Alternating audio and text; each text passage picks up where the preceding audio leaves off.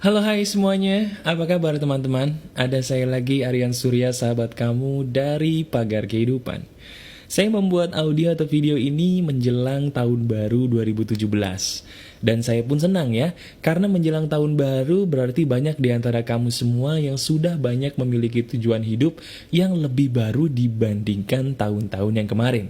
Nah, bagaimanapun kondisi kamu saat ini, saya mendoakan dulu di depan, semoga setiap masalah kamu segera berakhir dan segera berganti dengan keberuntungan dan kebahagiaan-kebahagiaan yang sudah lama kamu idamkan selama ini. Amin. Berbicara tentang sesuatu hal yang kamu inginkan, seperti biasa saya sahabat kamu di sini ingin mengobrak-ngabrik. Betul, ngobrak-ngabrik, tapi bukan kamar kamu yang saya obrak-abrik, tapi cara kamu berpikir. Yap, betul. Kali ini saya akan memberikan sebuah inspirasi kembali yang bisa membuat otak kamu kembali terbuka seandainya kamu mentok atau seandainya kamu salah diajarin orang mengenai hal-hal yang paling penting dalam hidup kamu. Kali ini saya akan membicarakan sebuah hal yang teramat sangat penting, teman-teman. Hal penting itu adalah hal yang berhubungan dengan cara berpikir positif. Teman-teman, sebenarnya audio atau video ini terinspirasi dari perkataan para motivator yang ada di sekitar saya. Saya cenderung menjadi geli sekaligus sedih. Saya geli sekaligus sedih, kenapa? Karena banyak orang-orang di luar sana yang terlalu percaya bahwa berpikir positif itu gampang. Nah, celakanya lagi, banyak orang di luar sana yang mereka mengeluh kepada saya di bagian komentar YouTube, "Mas bro, kenapa ya kok gua nggak bisa menjalani hidup dengan perasaan positif yang segampang dikatakan para motivator gitu? Ada yang salah nggak sih dari gue? Kenapa hingga detik ini gue kok susah banget gitu mas bro untuk bisa berpikir positif?" Kalau kamu memang punya pertanyaan seperti itu, ini adalah video dan audio yang tepat buat kamu. Saya akan mengobrak-ngabrik pikiran kamu dan langsung to the point menjawab kenapa berpikir positif kamu itu susah. Teman-teman, kamu tahu nggak sih kenapa berpikir positif itu susah? Berpikir positif itu jadi susah karena penyebabnya juga salah. Loh, maksudnya gimana? Begini, faktanya di luar sana, celakanya banyak loh para motivator yang seolah-olah mereka mengatakan bahwa berpikir positif itu gampang. Mereka berkata, seolah-olah berpikir positif itu hanya dengan lagu-lagu yang mereka pancarkan di dalam seminar mereka, kemudian seolah-olah berpikir positif itu hanya sekedar melompat-lompat. Padahal itu salah. Berpikir positif itu harus diakui memang tidak gampang. Loh, kalau berpikir positif itu tidak gampang, gimana caranya mas bro, supaya gue saat ini juga bisa berpikir positif? Kamu ingin langsung praktek? Tenang, kali ini kamu pasti praktek. Tapi izinkan saya dulu memberikan kamu semacam penjelasan. Kenapa sih kok lu kalau berpikir positif tuh kayaknya cenderung susah gitu? Tidak segampang yang dikatakan para motivator. Jawabannya adalah karena kamu salah menafsirkan cara berpikir positif yang benar. Faktanya, berpikir positif itu tidak bisa langsung. Saya ulangi lagi ya. Faktanya, yang betul adalah berpikir positif itu tidak bisa langsung. Enggak juga mas bro, gue pernah ikut seminar ini, seminar itu, begitu gue keluar seminar gue happy banget, gue jadi positif. Oke, kamu happy, sekarang saya tanya balik, ketika kamu happy, bagaimana dengan keesokan harinya? Apakah kamu tetap happy? Biasanya enggak. Biasanya orang yang ikut seminar motivasi, begitu di seminar dia happy, begitu keluar dari tempat seminar dia memble. Loh kok bisa begitu? Karena caranya salah. Cara yang paling betul, kamu harus taruh di pikiran kamu, berpikir positif itu butuh proses, titik. Ah masa begitu mas bro, kayaknya enggak deh. Masa sih berpikir positif itu butuh proses? Nah sekarang gini, kalau kamu masih membantah bahwa berpikir positif itu masih menggunakan proses, sekarang saya kasih contoh yang agak sedikit lucu. Bener, contoh yang bisa jadi kenyataan dan ini lucu. Contohnya begini. Anggap saja ceritanya kamu sedang berduka. kamu kehilangan orang yang kamu sayang. Bayangkan, pikirkan kalau kamu kehilangan orang yang kamu sayang karena mungkin orang yang kamu sayang meninggal. Pikirkan rasa duka kamu. Nah tiba-tiba datang teman kamu yang cengengesan, terus bilang kepada kamu, tenang aja bro, lu happy, lu positif, ayo positif, hore, hore. Kira-kira kamu bakal ngapain tuh teman kamu yang tadi nyuruh kamu positif? Kamu mungkin kemungkinannya cuma dua. Kamu akan nyengir heran ngelihat teman kamu yang gila sendiri, karena kamu masih berduka dipaksa positif tidak bisa, atau mungkin mohon maaf, kamu bakal gampar teman kamu karena kamu merasa dia tidak menghormati rasa berduka kamu. Betul apa enggak? Nah, dari contoh pertama aja, ini sudah membuktikan bahwa memang sesuatu hal yang negatif itu tidak bisa dipaksakan langsung positif. Contoh lagi, pernah nggak kamu lagi kesal sama orang? Pikirin kamu pengalaman kamu ketika kamu lagi kesel mampus sama orang, kamu lagi dendam sama orang, bisa nggak saat itu juga ketika kamu lagi kesel sama orang, tiba-tiba disuruh berpikir positif?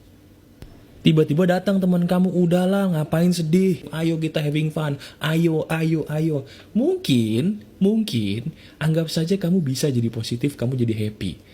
Tapi ketika kamu sudah tidak sama teman kamu lagi, rasa dendam itu kembali muncul, rasa sedih itu kembali muncul. Pernah kamu mengalami hal seperti itu? Kalau pernah, saya pun juga pernah. Nah, sekarang saya akan memberikan sebuah rahasianya. Gimana sih mas bro? Cara yang paling efektif seandainya gue pengen jadi orang yang positif dan positif gue tuh bertahan lama. Caranya begini.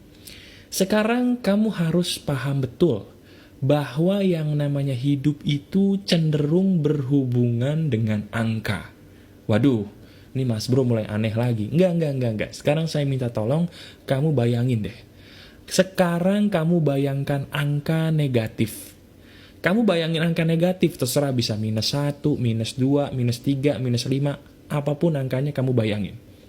Nah sekarang saya tanya, bagaimana caranya supaya merubah angka negatif tadi menjadi angka positif? Saya ulangi lagi ya. Bagaimana caranya untuk merubah angka negatif tadi menjadi angka positif? Saya ingin merubah negatif 3 menjadi angka 3. Gimana caranya teman-teman? Mungkin kamu yang paham matematika akan berkata, ditambahin +6 mas bro. Betul. Tapi bukan itu pertanyaan saya. Bagaimana cara merubah angka negatif menjadi positif? Kamu pasti bingung.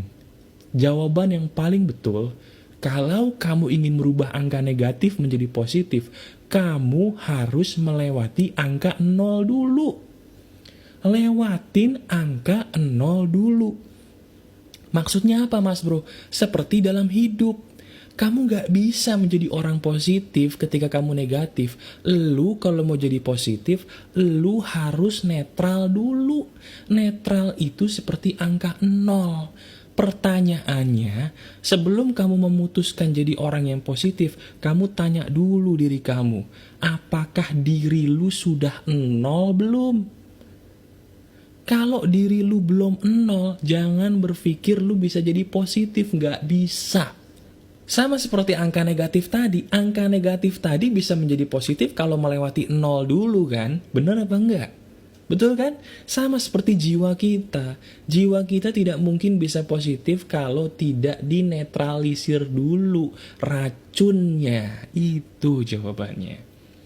Nah sekarang, saya akan langsung mengajak kamu untuk praktek. Ya, benar. Sekarang kita akan langsung praktek bagaimana caranya kamu untuk bisa menjadi orang yang netral seperti halnya angka 0 sebelum kamu memutuskan untuk berpikir positif. Ya, sekarang seperti biasa, kalau kamu adalah pendengar setia dari Pagar Kehidupan, pasti di sebelah kamu sudah ada kertas dan juga alat tulis ya. Sekarang saya akan langsung menyuruh kamu untuk mencatat beberapa hal penting supaya kamu bisa langsung praktek dalam hidup kamu. Oke?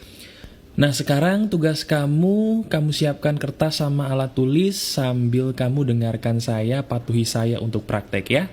Setuju? Oke. Saya punya beberapa cara untuk bisa membuat diri saya kembali netral ketika saya sedang mengalami sebuah kesedihan atau negatif. Cara ini harus, sekali lagi ya, cara ini harus dilakukan secara urut. tidak boleh longkap, harus urut, dan harus kamu lakukan dengan sungguh-sungguh. Cara apa aja itu mas bro? Yang pertama, tolong kamu catat. Kamu bisa menjadi netral kalau kamu belajar untuk menangis. Wih, gila kan? Gak ada satupun orang yang mengatakan bahwa menangis itu adalah obat. Percaya atau enggak, sebuah studi mengatakan bahwa umur laki-laki rata-rata lebih pendek daripada perempuan. Saya dulu nggak percaya, tapi setelah saya teliti, betul bahwa memang rata-rata laki-laki umurnya lebih pendek daripada perempuan. Loh kok bisa begitu mas bro?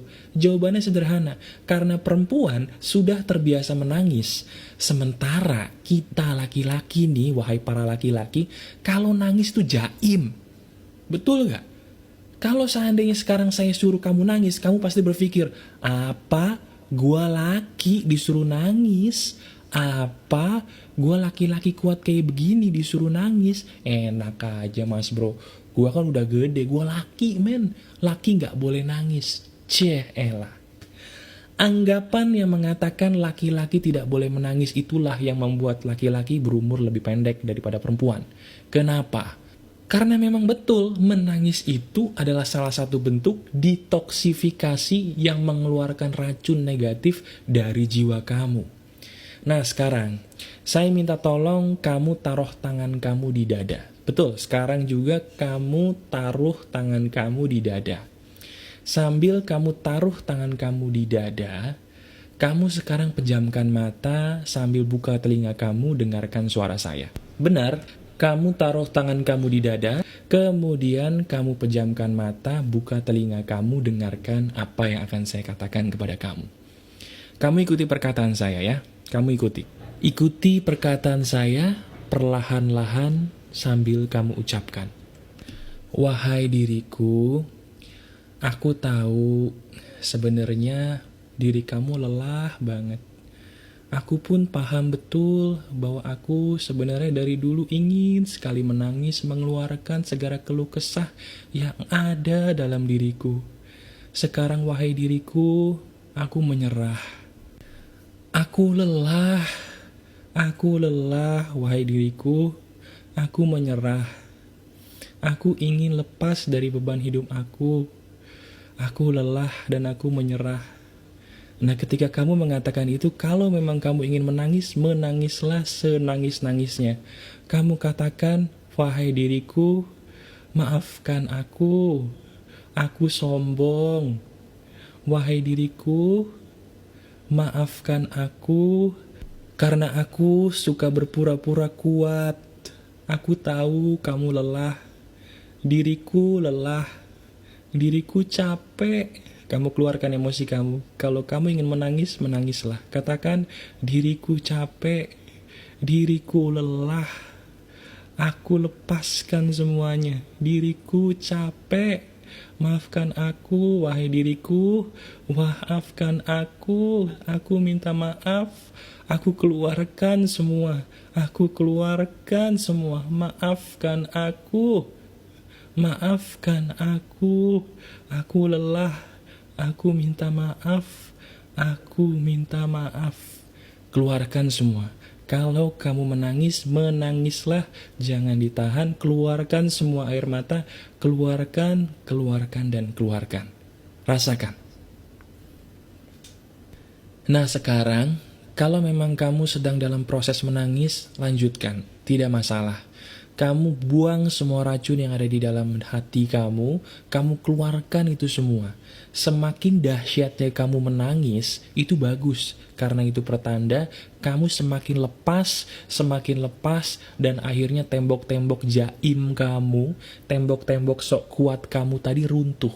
Itu yang dibutuhkan orang untuk bisa melepaskan diri dari racun-racun penyakit jiwa mereka. Ya, saya ucapkan selamat bagi kamu yang sudah menangis. Bagi kamu yang belum menangis, itu adalah tugas kamu. Tugas kamu untuk lebih mengedepankan kejujuran hati daripada ego. Ya, dan sekarang bagi kamu yang masih menangis, silakan pause dulu video ini, kamu selesaikan. Kalau sudah berhenti, baru kamu lanjut ya. Silakan. Nah sekarang saya akan berasumsi bahwa kamu sudah selesai menangis. Gimana? Rasanya enak gak? Kamu sekedar menangis sedikit, apalagi menangis banyak aja dada kamu rasanya plong kan. Kayaknya kamu tuh melepas beban yang dulu ada, tapi kok kayaknya begitu gua nangis mas bro, beban gua kayak lepas gitu ya. Rasanya tuh plong banget. Nah, ini adalah salah satu pertanda bahwa diri kamu sudah lebih netral dibandingkan yang sebelumnya. Enak kan rasanya? Enak ya? Nah itu baru yang pertama. Setelah kamu sudah melakukan ini, saya akan langsung mengajarkan kepada kamu level kedua. Bagaimana cara kamu bisa menetralkan diri lebih netral lagi. Cara yang kedua adalah curhat mendalam kepada Sang Pencipta. Saya berkali-kali bilang di video Pagar Kehidupan bahwa jadikan Sang Pencipta sebagai sahabat kamu sehari-hari. Bagi yang muslim jangan ninggalin sholatnya jangan buru-buru.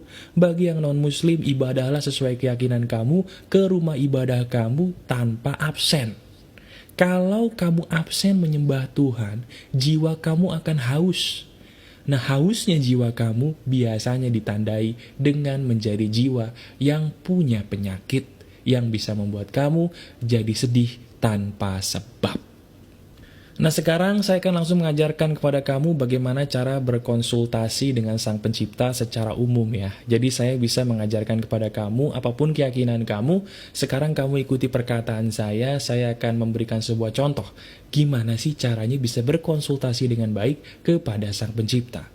Sekarang seperti biasa, kamu pejamkan mata, kamu ambil posisi duduk santai, dan kita akan bertemu dengan Tuhan, dengan mengkontak Tuhan, menyambungkan hati kita dengan Dia. Sudah siap? Oke. Sekarang kamu pejamkan mata seperti biasa, sambil kamu memejamkan mata, kamu katakan begini, ya Tuhan, pencipta alam semesta, hamba-Mu yang lelah ini kembali datang kepadamu. Maafkan hamba karena hamba selama ini sombong dan merasa bisa melakukan, merasa bisa menghadapi semuanya. Faktanya hamba lelah dan hamba berserah diri kepadamu Tuhan untuk menghadapi masalah saya ini. Masalah saya cukup banyak. Ya Tuhan, pencipta alam semesta, bantu saya. Dan saya selalu ingin mengatakan, I love you so much Tuhan. Saya sangat menyayangi Engkau sebagai pencipta saya. Terima saya kembali Tuhan. Maafkan saya. Ampuni saya. Bantu saya. Amin. Ya. Itu cara kamu berdoa kepada Tuhan kalau secara umum. Nah, kalau menurut keyakinan kamu mungkin ada cara-cara tertentu yang lebih spesifik, lakukan itu sesuai dengan keyakinan kamu. Barusan tadi saya memberi contoh bahwa ini loh cara berdoa yang benar, berkomunikasi dengan benar kepada Sang Pencipta kamu. Gimana? Kalau kamu sudah mengikuti saya sampai detik ini, kayaknya mungkin mata kamu sudah berkaca-kaca, bahkan mungkin udah basah. Hati kamu pun udah lebih plong ya. Enak kan rasanya ya? Enak. Itulah nikmatnya kita praktek. Nah ini belum selesai. Ada cara berikutnya lagi yang juga powerful. Setelah kamu melakukan dua hal tadi, kamu boleh melakukan cara yang ketiga ini. Cara yang ketiga itu adalah dengan cara memberi maaf. Betul, maaf. Kalau saya bicara soal maaf, kamu sudah tahu betul bahwa di video yang lalu banyak ya video-video saya mengajarkan cara memaafkan orang lain. Nah kali ini saya bukan ingin mengajarkan kamu memaafkan orang lain, tapi justru saya ingin mengajarkan kamu cara memaafkan diri sendiri. Karena banyak orang di sekitar saya, termasuk juga kamu mungkin, yang kamu sudah memaafkan orang lain, tapi kamu belum memaafkan diri sendiri. Nah, kalau cara ini justru membuat kamu bisa memaafkan diri kamu, ya. Sekarang begini, kamu ikuti cara saya, kamu ikuti lagi seperti biasa, kita langsung praktek, oke? Kamu pejamkan mata kamu kembali, dan kamu sekarang pikirkan, hal apa sih yang membuat kamu kecewa dengan diri kamu? Sekarang sambil kamu memejamkan mata, kamu tidak perlu berkata apa-apa. Kamu pikirkan, hal apa yang paling membuat kamu kecewa dalam hidup kamu? Pikirkan hal apa yang sering terjadi atau pernah terjadi yang membuat kamu tuh kayaknya merasa tidak bisa ikhlas memaafkan diri kamu, yang membuat kamu selalu mengatakan, kok gue bodoh banget ya dulu ngelakuin ini, ya ampun. Pikirin hal itu. Hal apapun itu, kamu pikirin. Kamu udah pikirin? Pikirin hal itu, kamu pikirin dengan kuat, dan rasakan perasaannya. Kalau kamu sudah memikirkan hal itu dengan kuat, dan seandainya memang ada betul kejadian itu dalam hidup kamu, dalam perasaan kamu, kamu akan merasa kecewa. Nah sekarang, kamu ikuti perkataan saya. Kamu katakan begini, saya tahu bahwa saya salah. Saya tahu bahwa saya dulu bodoh. Tapi saya yakin betul bahwa tidak ada satu hal pun yang terjadi tanpa izin Tuhan. Semua yang terjadi dalam hidup saya bisa terjadi dengan izin Tuhan. Saya bersyukur karena sudah dibentuk oleh Tuhan ke arah kehidupan yang lebih baik. Saya mensyukuri kesalahan saya. Saya amat sangat mensyukuri rencana Tuhan yang hebat buat hidup saya. Saya memaafkan semua. Saya memaafkan semua. Saya memaafkan semuanya. Terima kasih. Terima kasih dan terima kasih. Terima kasih. Kamu buka lagi mata kamu. Ya. Di situ saya mengajarkan kepada kamu untuk memaafkan diri kamu, bukan memaafkan orang lain. Nah, kamu sudah sampai tahap yang ketiga ini, kayaknya kamu udah mulai ngambang nih, udah mulai nge-fly kalau kamu praktek ya. Kamu mungkin agak terkesima. Kok bisa ya? Ternyata gue merasakan ini gitu loh. Sebenarnya gue merindukan ini dari dulu mas bro, tapi gak ada yang ngajarin. Alhamdulillah ya, berarti Tuhan masih baik mengajarkan kamu, membawa kamu kepada saya untuk menyembuhkan kamu. Alhamdulillah ya. Nah, apakah selesai sampai situ mas bro? Belum. Ada level berikutnya yang harus kamu kudu lakukan. Level ini teramat penting. Setelah yang pertama tadi kamu menangis, setelah yang kedua kamu curhat secara mendalam kepada Tuhan, yang ketiga tadi kamu sudah memaafkan diri kamu, ada yang level 4. Level 4 itu yang disebut dengan mengikhlaskan. Sekarang, saya akan langsung praktek kepada kamu. Tapi sebelum itu saya katakan dulu kepada kamu ya. Teman-teman, tidak ada hal bisa menjadi baik kalau tidak kamu berusaha ikhlaskan. Sekali lagi ya, tidak akan ada hal baik datang dalam hidup kamu kalau kamu belum bisa mengikhlaskan masa lalu kamu. Itu fakta. Orang tidak akan mungkin bisa move on dalam segala hal kalau dia belum ikhlas terhadap kesalahan dia sendiri di masa lalu. Nah sekarang, kamu pejamkan mata kembali. Pejamkan mata kembali, kemudian saya minta tolong, kamu ambil nafas sedalam-dalamnya melalui hidung. Sekarang juga, lakukan. Kemudian sekarang juga kamu hembuskan melalui mulut secara perlahan. Kemudian kamu sekarang lakukan lagi, ambil nafas dalam-dalam melalui hidung. Kemudian kali ini sambil kamu hembuskan melalui mulut, kamu katakan, saya ikhlas. Katakan, saya ikhlas. Ambil lagi nafas melalui hidung yang panjang. Kamu tersenyum, sekarang kamu senyum. Kamu hembuskan lewat mulut, katakan, saya ikhlas dengan hidup saya. Kamu tetap tersenyum. Kamu tetap tersenyum. Kamu buka mata kamu. Nah, dari sini kamu sudah saya ajarkan untuk ikhlas. Dan ini adalah yang terakhir.